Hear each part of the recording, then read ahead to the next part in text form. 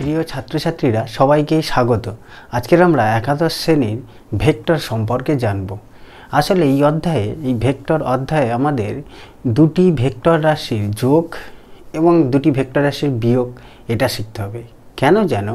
আসলে আমরা এতদিন যেসব যোগ বিয়োগ শিখে এসেছি সেগুলো সব স্কেলার রাশি যোগ বিয়োগ, যে যত যোগ বিয়োগ করেছি স্কেলার রাশি। তার আগে ভেক্টর রাশির যোগ বিয়োগ শেখার আগে জানতে হবে ভেক্টর কি, তার আগে জানতে হবে রাশি কি। আমরা রাশি জানি, যেগুলো পরিমাপ করা যায় সেগুলোকেই রাশি বলে। যেমন ধরো এই একটি কলমটা কি রাশি? না, কলমের এই দৈর্ঘ্যটাই একটি রাশি, কলমের এই ভর একটি রাশি, কলমের আয়তন একটি রাশি। অর্থাৎ দৈর্ঘ্য, ভর, আয়তন এগুলোকে কি বলা হচ্ছে? রাশি। এরকম প্রকৃতিতে অসংখ্য রাশি পরিমাপ করা যায়, অসংখ্য পরিমাপযোগ্য পদার্থ বিষয় আছে যেগুলোকে আমরা কি বলছি? সেই পরিমাপযোগ্য বিষয়গুলোকে বলা হচ্ছে রাশি। যেমন বেগ, সরণ, ত্বরণ, মন্দন, এই শব্দগুলো হয়তো তোমরা সব শুনেছ। আরও বিস্তৃতভাবে এই শব্দগুলোর সঙ্গে ধীরে ধীরে আমরা যতদিন শিখব আরও পরিচিত হব। পদার্থবিদ্যা সম্পর্কে যতদিন পড়াশোনা করব ততদিন আরও এই শব্দগুলো সম্পর্কে পরিচিত হব। একটা শব্দের সঙ্গে আমরা সবাই পরিচিত, সেটা হচ্ছে বল। কোনো বস্তুর উপর বল প্রয়োগ করলে, ফোর্স ইংরেজিতে, বল প্রয়োগ করলে কী হয়? বস্তুর সরণ ঘটে। এই বল সম্পর্কে আমরা সবাই জানি, বল একটি ভেক্টর রাশি। কেন? বলের মান এবং দিক আছে। অর্থাৎ আমরা এই যে রাশিগুলো বলছি, রাশিগুলোকে প্রকাশ করার কৌশল অনুযায়ী রাশিগুলিকে দুটি ভাগে ভাগ করা যায়। আমরা সবাই জানি, একটি হলো স্কেলার রাশি এবং একটি ভেক্টর রাশি। স্কেলার রাশি কোনগুলো? অর্থাৎ যে রাশিগুলি প্রকাশ করতে গেলে কোনো মান, শুধু মান বললেই হয়ে যাবে, কোনো অভিমুখ প্রয়োজন হয় না, সেটাই স্কেলার রাশি। যেমন দেখো, আমি যদি বলি যে খুব সহজ একটি উদাহরণ দিই, তোমাকে একটা পয়েন্টে দাঁড় করিয়ে দিলাম। ধরো এটা একটি অনুভূমিক রাস্তা, এই রাস্তার ওপর দাঁড় করিয়ে দিলাম, বা মাঠ, ধরো খোলা মাঠের ঠিক মাঝখানে দাঁড় করিয়ে দিলাম এই এ বিন্দুতে। দাঁড় করিয়ে দিয়ে আমি তোমাকে বললাম যে এ বিন্দু থেকে 10 পা মানে বা 10 মিটার সরে যাও, বা 10 সেন্টিমিটার সরে যাও, বা 10 হাত সরে যাও। খুব সহজ করে বলি, 10 পা সরে যাও, মানে এরমভাবে 5-10টা স্টেপ ফেলে এগিয়ে যেতে হবে, তাই তো নাকি? কি বলছি মন দিয়ে আরও একবার বলি। এই এ বিন্দু থেকে দাঁড় করিয়ে দিয়ে তোমাকে বলা হলো যে তুমি এ বিন্দু থেকে 10 মিটার সরে যাও বা 10 পা সরে যাও। তুমি কি সরে যেতে পারবে?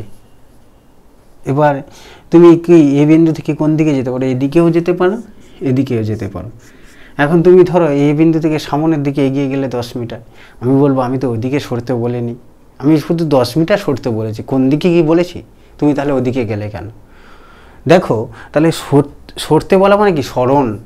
কত মিটার সরে যেতে বলেছি? 10 মিটার বা 10 পা সরে যেতে বলেছি, এটা হচ্ছে মান। কিন্তু কোন দিকে না বললে এর কোনো অর্থ নেই। আমি যদি বলি তুমি যেখানে দাঁড়িয়ে আছো ওখান থেকে 10 পা সামনের দিকে এগিয়ে যাও, তাহলে তুমি কিন্তু 10 পা এরকম করে সামনের দিকে এগিয়ে যেতে পারবে। বা আমি বললাম তুমি যেখানে দাঁড়িয়ে আছো সেখান থেকে 10 পা বাঁ দিকে সরে যাও, এইভাবে 10 পা তুমি বাঁ দিকে সরে যেতে পারবে।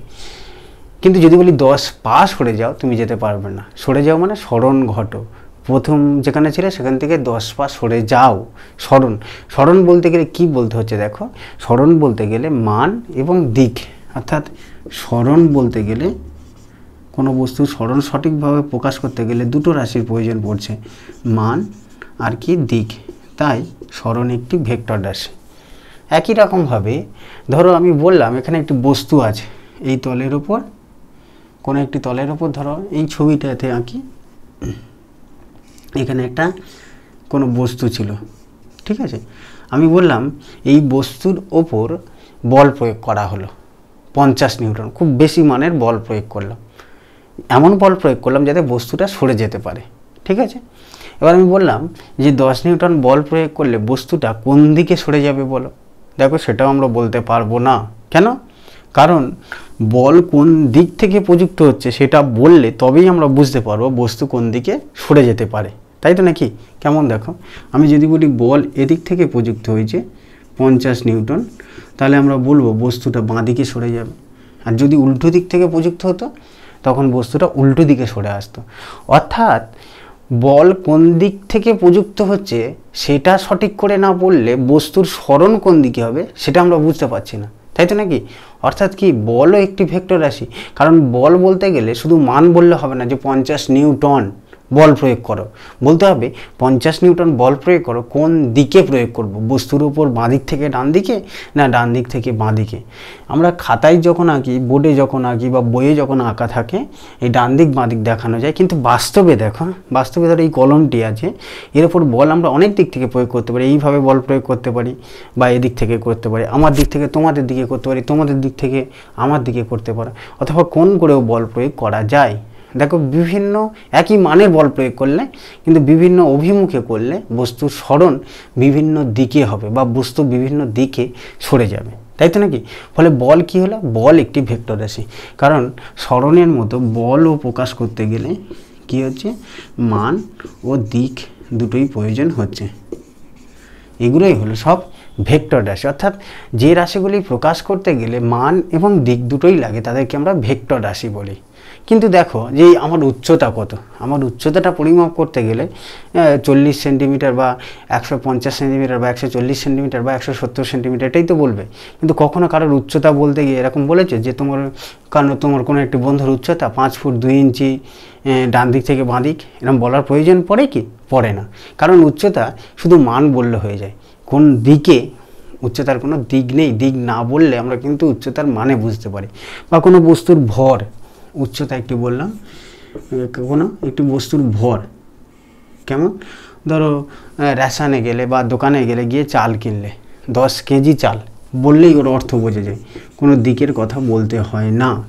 অর্থাৎ এই যে ভর, উচ্চতা, এগুলো কি হলো? এগুলো সব স্কেলার রাশি। আমরা প্রকৃতিতে যত রাশি দেখতে পাই বা যত রাশি আছে, হয়তো আমরা সব রাশির সঙ্গে এখনও ভালো করে পরিচিত হইনি, এরকম যত রাশি আছে তাদের মধ্যে অধিকাংশই ভেক্টর রাশি। ফলে এখন একটা বস্তুর ওপর দুটো ভেক্টর রাশি বা তিনটে ভেক্টর রাশি প্রযুক্ত হলে, যেমন দেখো আমি যদি বলি এই যে বস্তুটির ওপর, এই বস্তুটির ওপর তিনটে বল প্রযুক্ত হয়েছে, কি কি? 50 নিউটন বল, 40 নিউটন বল এবং 10 নিউটন বল, ঠিক আছে? এই বস্তুটির উপর বললাম তিনটি বল প্রযুক্ত হয়েছে, 50, 40 এবং 10। এবার আমি বললাম বলো তো বস্তুটির ওপর প্রযুক্ত মোট বলের মান কত? বস্তুটির উপর প্রযুক্ত মোট বলের মান কি তুমি বলবে যে 100 নিউটন, 50, 40, 10, তিনটে বল প্রযুক্ত হয়েছে, মোট বল হবে 100 নিউটন। কেন 100 নিউটন বলা যাবে না সঠিক করে একদম? হ্যাঁ যেত, যদি দেখো 50 নিউটনটা এদিক থেকে প্রযুক্ত হলো আর 40 নিউটন আর 10 নিউটনটা এদিক থেকে প্রযুক্ত হলো, হতেই পারে তো। এখন দেখো বস্তুর উপর প্রযুক্ত বল কত বলতে পারবো? এখন আমরা বলতে পারবো বস্তুর উপর প্রযুক্ত বল 0। কেন? এদিক থেকে 50 নিউটন বস্তুটাকে যেদিকে সরণ ঘটাতে চাইছে, এই দুটো দেখো মোট 50 নিউটন, তার উল্টো দিকে ক্রিয়া করছে। ফলে সেক্ষেত্রে আমরা প্রযুক্ত বলের মান কত বলতে পারি? 0। অর্থাৎ এই যে বস্তুর উপর তিনটে বল প্রযুক্ত হলো, কি কি? 50, 40 এবং 10। আমি বললাম যে বস্তুর উপর মোট প্রযুক্ত বল কত, তুমি যে 100 নিউটন বললে, এটা বলা যাবে না। কারণ আবার দেখো কেন হবে না, দেখো এই একটি উদাহরণ, 100 নিউটন তো হলো না। আবার যদি এরকমভাবে প্রযুক্ত হতো, কেমন? ধরো এই বস্তুটা আছে, এই বস্তুটার উপরে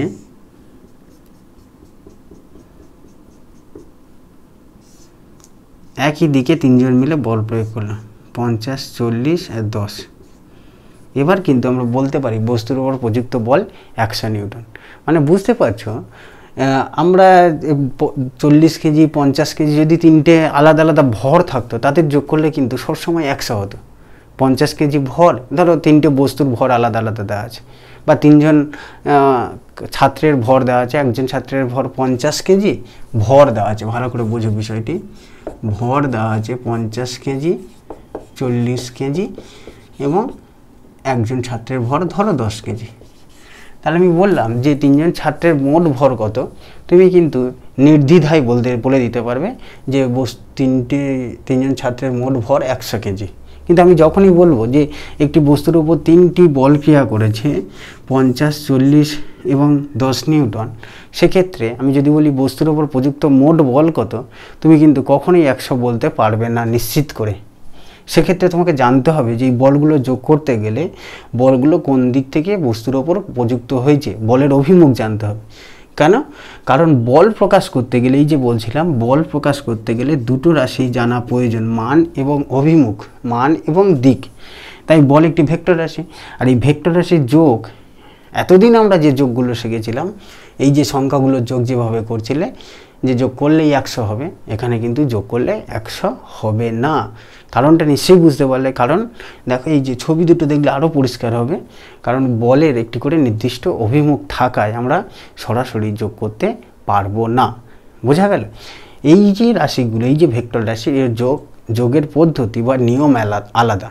এতদিন আমরা যে স্কেলার রাশি যোগ করেছি সেভাবে যোগ করা এগুলো যাবেই না। সেভাবে যোগ করলে তো এক্ষেত্রেও 100 নিউটন হতো, এক্ষেত্রেও 100 নিউটন হতো, কিন্তু হবে না তো। দেখো, এক্ষেত্রে 100 নিউটন হবে না তো, হচ্ছে না। আমরা আজকের ক্লাসে এই দুটি ভেক্টর রাশির যোগ করা কি সেটা বোঝার চেষ্টা করব। আশা করি বুঝতে পেরেছি আমাদের ক্লাসের বিষয়বস্তু। তাহলে ভেক্টর রাশির যোগ, কিন্তু ভেক্টর রাশির যোগ করতে গেলে না আগে ভেক্টরকে প্রকাশ করা শিখতে হবে। সেটা আবার কি? আচ্ছা, লিখি। যোগ করার আগে শিখি ভেক্টর রাশির প্রকাশ। আশা করি আমরা ভেক্টর রাশি কি বুঝতে পেরেছি, তাই তো? এখন আমি বললাম, ধরো এই যে বল দুটো, একটা বস্তুর উপর 3টে বল ক্রিয়া করেছে, কি কি? 50 নিউটন আর 40 নিউটন এবং 10 নিউটন, তাই তো? আমি বললাম এই বলগুলোকে আঁকবো কী করে? বল বা আরও একটি ভেক্টর রাশি কী বললাম? বেগ, গাড়ির বেগ। আমরা গাড়ির বেগ শুধু লিখে দিতে পারি 40 কিমি প্রতি ঘন্টা, বা বাসের গতিবেগ 30 কিমি প্রতি ঘন্টা, এইভাবে তো লিখতাম। কিন্তু বেগ বা বল বা সরণ, এই যে ভেক্টর রাশিগুলোকে আঁকবো কী করে? সরণ দেখতে কীরকম আমরা দেখেছি কেউ? বল কীরকম দেখতে আমরা দেখেছি কেউ? বেগ কেমন দেখতে আমরা দেখিনি তো। তাহলে প্রকাশ করবো কী করে? ভেক্টর রাশিকে খাতায়, বইয়ে বা বোর্ডে লেখার জন্য আমরা কি করি যেন? সরল রেখার সাহায্য নিই। একটি সরল রেখা দ্বারা ভেক্টরকে প্রকাশ করা হয়। কেমন বিষয়টি? বিষয়টি এমন, দেখো। আচ্ছা, কি শিখবো? ভেক্টর রাশির প্রকাশ।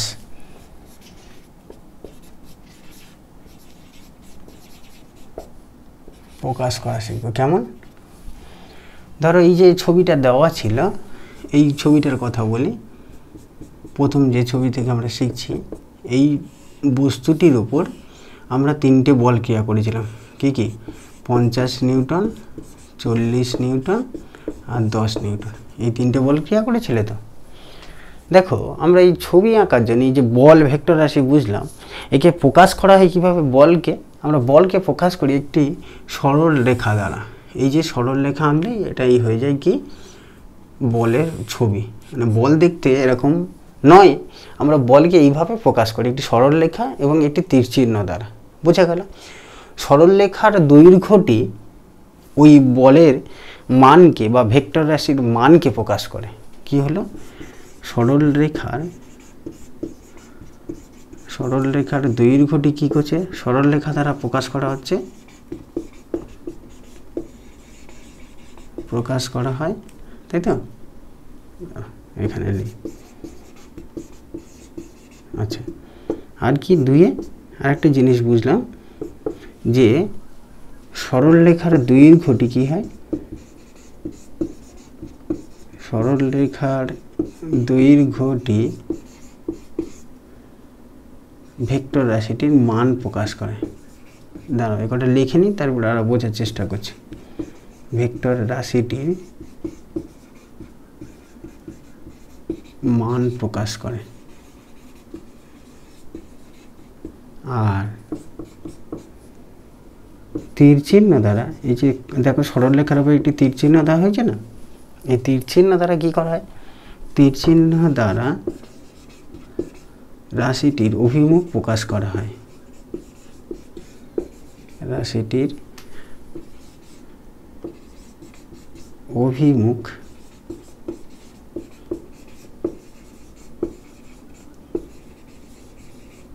প্রকাশ করা হয়। তাই তো? তাহলে আমরা 50 নিউটনকে কি করছি, একটি সরলরেখা দ্বারা প্রকাশ করছি। এখন সরলরেখার দৈর্ঘ্যটা কত নেব, কারণ বলা আছে সরলরেখার দৈর্ঘ্যটি ভেক্টর রাশিটির মান প্রকাশ করে। সরলরেখার দৈর্ঘ্যটি কত নেব সেটা আমরা আমাদের মতো করে নির্বাচন করতে পারি। বিষয়টি কেমন, ধরো আমাকে 3টে বল প্রকাশ করতে হবে, এটা 50, 40 এবং 10 নিউটন। আমি কি করলাম, এই যে সরলরেখাটা আঁকলাম, ধরলাম এটা এই সরলরেখার দৈর্ঘ্য 10 সেন্টিমিটার, আর বললাম এইটা কত নিউটনকে প্রকাশ করছে, 50 নিউটনকে প্রকাশ করছে, তাই তো নাকি? ফলে আমরা বলতে পারি যে আমি 1 সেন্টিমিটার মানে কত নিউটন ধরে নিয়েছি, 5 নিউটন। দেখো, তাই 10 সেন্টিমিটার সরলরেখার দৈর্ঘ্যটাকেই 10 সেন্টিমিটার দৈর্ঘ্যের সরলরেখাটিকেই আমরা বলছি 50 নিউটন বল। ফলে আমরা 40 নিউটন যখন আঁকবো, সরলরেখার দৈর্ঘ্যটা কত হয়ে যাবে, 40 মানে 1 সেন্টিমিটার 5 নিউটন মানে 8 সেন্টিমিটার হয়ে যাবে। এরকমভাবে প্রকাশ করব। একটু ছোটো নেব, এটা হচ্ছে 40 নিউটন। আবার দেখো, যখন 10 নিউটন হবে তখন কত হয়ে যাবে দৈর্ঘ্যটা, 10 নিউটন হলে 2 সেন্টিমিটার হয়ে যাবে। দেখো বুঝতে পারলে কি না? আমরা এই সরলরেখা দ্বারা বলকে প্রকাশ করছি এবং এই দৈর্ঘ্যগুলো, সরলরেখার দৈর্ঘ্যটি এই বলের মানকে প্রকাশ করছে। আর তীর চিহ্নটা কোন দিকে দিলাম, এদিকে দিলাম, মানে বলটি এই আমাদের ডান দিক থেকে কী হচ্ছে, এদিকটা ডান দিক থেকে কোন দিকে প্রযুক্ত হচ্ছে, বাঁ দিকে, এইটা প্রকাশ করা হলো। হ্যাঁ, এবার তুমি বলতে পারো স্যার 1 সেন্টিমিটার সমান 5 নিউটন নেব কেন? এটা তুমি তোমার নিজের মতো করে নির্বাচন করতে পারো। মানে কেউ এমন করলো, এরকম একটু বড় মতো সরলরেখা নিলে সরলরেখাংশ, তাই তো, নিয়ে বললে এটাই 50 নিউটন, আর সরলরেখাটার দৈর্ঘ্য ধরো 50 সেন্টিমিটার। মানে সে কি করেছে, সে যখন এঁকেছে 1 সেন্টিমিটার মানে 1 নিউটন বলেছে, কোনো অসুবিধা নেই। তাহলে সে এই স্কেলে মানে যেভাবে হিসেব করে লিখলো যে 1 সেন্টিমিটারকে 1 নিউটন ভেবেছে বলে সে 50 নিউটনকে 50 সেন্টিমিটার দিয়ে এঁকেছে। তাহলে 40 নিউটনকে কিভাবে আঁকবে, 40 সেন্টিমিটার দ্বারা। আমি ধরছি এই দৈর্ঘ্য 40 সেন্টিমিটার, মানে এটা কত হলো 40 নিউটন। একই রকমভাবে এটা কত আসবে, 10 সেন্টিমিটার দ্বারা, তাই তো নাকি, 10 নিউটন। এখন একটু ভেবে দেখো, তুমি যখন খাতায় আঁকবে, তোমার খাতার পেস্ট আর পোস্ত সর্বাধিক 15 থেকে 20 সেন্টিমিটার। ফলে তুমি যদি 50 সেন্টিমিটারকে 50 নিউটন দেখো দিয়ে প্রকাশ করো, তাহলে আঁকতে পারবে না খাতায়, তাই না? তাহলে আমি খাতায় আঁকার জন্য যেটুকুনি জায়গা পাচ্ছি সেই অনুযায়ী ভেবে নেবো যে কত সেন্টিমিটার সমান 1 নিউটন সমান, বা 1 সেন্টিমিটার সমান কত নিউটন ধরবো, সেটা নিজে নিজে একটা হিসাব করতে হবে। তুমি তোমার খাতার আঁকার উপর বা বইয়ে যেখানে আঁকা আছে সেটা সেই অনুযায়ী হিসেব করে নির্ণয় করা হয়। আমরা শুধু কি করি, ওই সরলরেখা দ্বারা প্রকাশ করি, সরলরেখার দৈর্ঘ্যটা কত নেব সেটা আমাদের নিজস্বভাবে নির্বাচন করতে হবে। তুমি যেমন এইভাবেও প্রকাশ করতে পারো, এইভাবেও প্রকাশ করতে পারো, কোনো অসুবিধা নেই। কিন্তু এইভাবে প্রকাশ করলে খাতায় জায়গা পাবে না, এত বড়ভাবে, মানে 1 সেন্টিমিটার সমান 1 নিউটন হলে প্রকাশ করা যাবে না। কিন্তু এটা দিয়ে খুব সহজে প্রকাশ করা যাবে। আশা করি বুঝতে পেরেছো যে আমরা ভেক্টরকে কিভাবে প্রকাশ করি। ভেক্টরকে আমরা একটি সরল রেখাংশ দ্বারা প্রকাশ করি, আর সরলরেখার দৈর্ঘ্যটা কত নেব সেটা আমাদের নিজেদের ইচ্ছা মতো, প্রয়োজন মতো নির্বাচন করে নিতে পারি, তাই তো নাকি? আর কি, আর তীর চিহ্ন দ্বারা কি প্রকাশ করছে, ওই ভেক্টরটির অভিমুখ প্রকাশ করা যাচ্ছে, তাই তো? এখন দেখো, এই যে ভেক্টর আঁকা হলো, এখন তুমি বলতে পারো যে এই ভেক্টরগুলো এরকমভাবে আঁকলেন কেন, এইভাবে আঁকা যেত না, কোন করে, এইভাবে। হ্যাঁ, যে কোনোভাবেই আঁকা যেত। এইভাবে কোন করে আঁকার অর্থ হলো এই বস্তুটার উপর বল এইভাবে প্রযুক্ত হয়েছে, তাই না? এই যে বড় রেখাটা, এটা 50 নিউটনটা এইভাবে প্রযুক্ত হয়েছে। মানে তীরচিহ্নটা যেভাবে আঁকবে, সরলরেখাংশের তীরচিহ্নের অভিমুখ সরলরেখাতে ওরকমভাবে আঁকলে তীরচিহ্নটা যেদিকে দেখবে বলের অভিমুখও সেদিকে হবে। মানে বলটি তখন ডান দিক থেকে বাঁ দিকে প্রযুক্ত না হয়ে কোন করে প্রযুক্ত হয়েছে বোঝাবে। আঁকতে পারো, কোনো অসুবিধা নেই। আর যদি বল বিপরীত দিক থেকে প্রযুক্ত হতো, ধরো 40 নিউটনটা 50 নিউটনটা এইভাবে প্রযুক্ত হয়েছে এদিকে, আর 40 নিউটনটা এদিক থেকে প্রযুক্ত হয়েছে, হতেই পারত। সেক্ষেত্রে আমরা কিভাবে আঁকতাম, তখন আমরা এই দেখো তীরচিহ্নটা উল্টে দিতাম। মানে কি বোঝাতাম, যে 50 নিউটন এবং 40 নিউটন পরস্পরের বিপরীত দিকে অভিমুখ করে প্রযুক্ত হয়েছে বস্তুর ওপর। তাহলে আমরা ভেক্টর প্রকাশ করা শিখলাম। হ্যাঁ, আরেকটা জিনিস জানতে হবে, এই যে ভেক্টরটির এই বিন্দুটাকে যেখান থেকে শুরু হচ্ছে সেটাকে বলা হয় আদি বিন্দু। এইটা একটু খেয়াল রাখতে হবে, খুব গুরুত্বপূর্ণ। এখানে এটা মুছে দিয়ে এখানে লিখি, ভেক্টরকে আমরা বেগকে ওইভাবে প্রকাশ করি। কোনো একটি গাড়ির বেগ 40 কিমি, দৈর্ঘ্যটাকে কত নেবো সেটা নিজেদের মতো নির্বাচন করে এঁকে দিলাম। আচ্ছা, কি বলছিলাম? আদি বিন্দু, অন্তিম বিন্দু। ধরো এই একটি ভেক্টর আছে, আমি তির্যকভাবেই দেখালাম। এইটাকে বলা হয়, যেখান থেকে ভেক্টরটি শুরু হচ্ছে এটাকে বলা হয় আদি বিন্দু। আর এই যে যেখানে তীরচিহ্নটা দেওয়া হয় সেটা হচ্ছে শেষ বিন্দু। জানো, দুটি ভেক্টর যোগ বা বিয়োগ করতে গেলে আদি বিন্দুটা খুব গুরুত্বপূর্ণ ভূমিকা পালন করে। অভিমুখের যে শেষ প্রান্তটাকে বলা হচ্ছে আদি বিন্দু, এই শেষ বিন্দু, আর এই প্রাথমিক প্রান্তটাকে কি বলা হচ্ছে? আদি বিন্দু। এই হলো ভেক্টর রাশির প্রকাশ। একটা ভেক্টর রাশিকে কিভাবে প্রকাশ করব। আমি একটা ছবি আঁকি, তোমরা দেখে বলার চেষ্টা করো যে বস্তুর ওপর। আচ্ছা দেখো, একটা আঁকি যে দুটি গাড়ির গতিবেগ, এইভাবে লিখি। এটা প্রশ্ন কি, যে দুটি গাড়ির গতিবেগ যথাক্রমে, গতিবেগ কিন্তু ভেক্টর রাশি, ফলে এর মান এবং দিক দুটোই থাকবে। গতিবেগ যথাক্রমে 20 কিমি প্রতি ঘন্টা উত্তর দিকে, গতিবেগ বলতে গেলে অভিমুখ বলতে হবে। উত্তর দিকে মানে গাড়িটি উত্তর দিকে অভিমুখ করে যাচ্ছে, ও 15 কিমি প্রতি ঘন্টা পূর্ব দিকে।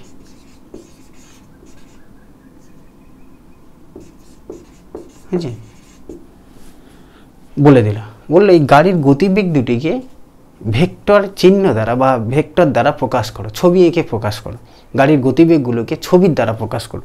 কিভাবে গাড়ির গতিবেগগুলোকে ছবি দ্বারা প্রকাশ করব? দেখো, আমি এখানে আঁকি। আচ্ছা, এই দিকটা এটা মুছে দিই, তোমরা তো লিখে ফেলেছো।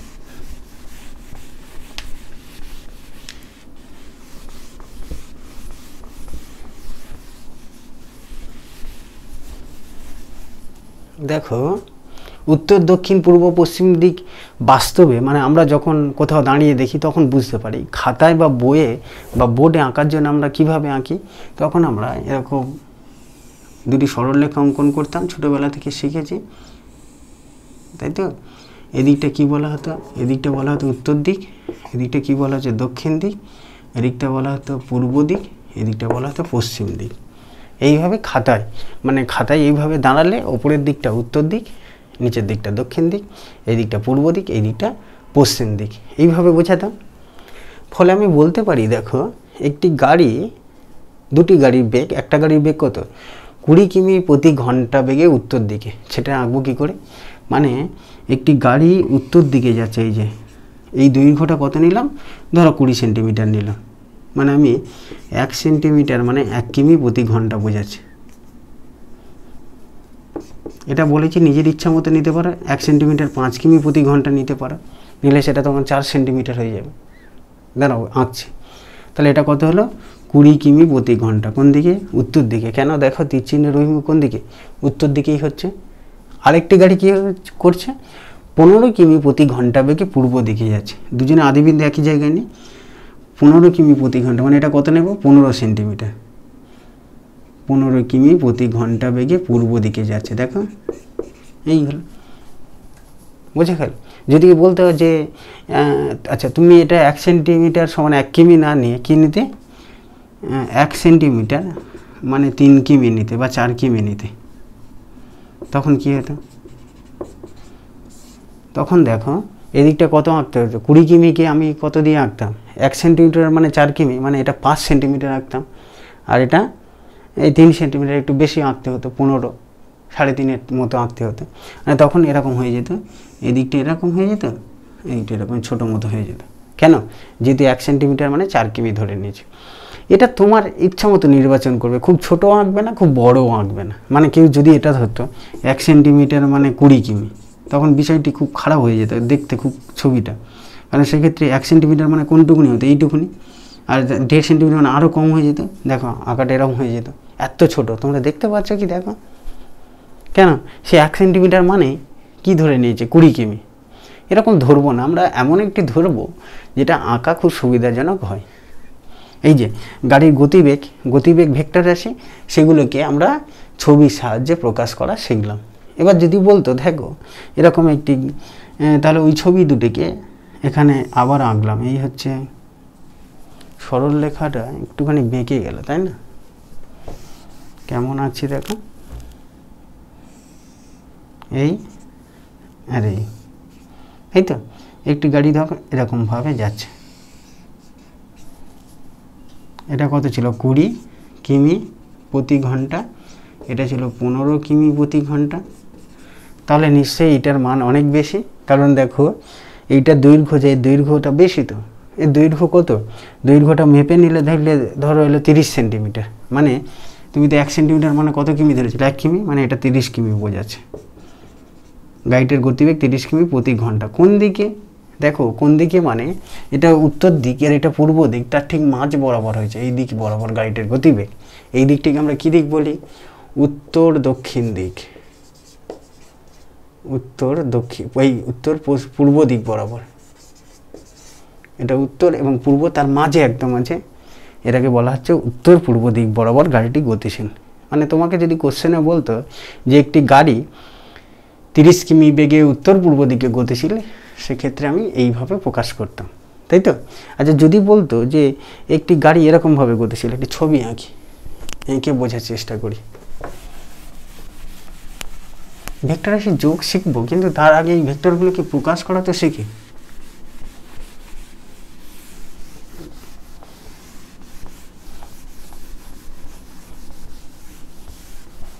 যেমন ওই দিকগুলো এখানে থাক। আসলে দিকগুলো না এই সরলরেখা দ্বারা আঁকলে আমরা বোর্ডে উত্তর দক্ষিণ দিক বোঝাতে পারবো না বলে এই সরলরেখাগুলোর সাহায্য নিই, তাই তো? এটা কী দিক? এটা উত্তর দিক, এটা দক্ষিণ দিক, এটা পূর্ব দিক, এটা পশ্চিম দিক। ধরো একটি গাড়ি এইভাবে গতিশীল এদিকে যাচ্ছে, যেতেই পারে এরকমভাবে কোণ করে যাচ্ছে, সোজাসুজি পূর্ব দিকে না দিকে গিয়ে পূর্ব দিকের সঙ্গে হেলে যাচ্ছে। এবং আরও একটি গাড়ি, এটা ধরো এ গাড়ি, আরও একটি গাড়ি এরকম যাচ্ছে, বি গাড়ি। এখন দুটো গাড়ির গতিবেগ ধরো একই, গতিবেগ একই বলে সরলরেখার দৈর্ঘ্যগুলো একই নিয়েছে। কারণ আমি জানি সরলরেখার দৈর্ঘ্যটি কী হবে? ভেক্টর মানটিকে প্রকাশ করবে। এখন এই দুটো গাড়ির গতিবেগকে কী দ্বারা লিখব?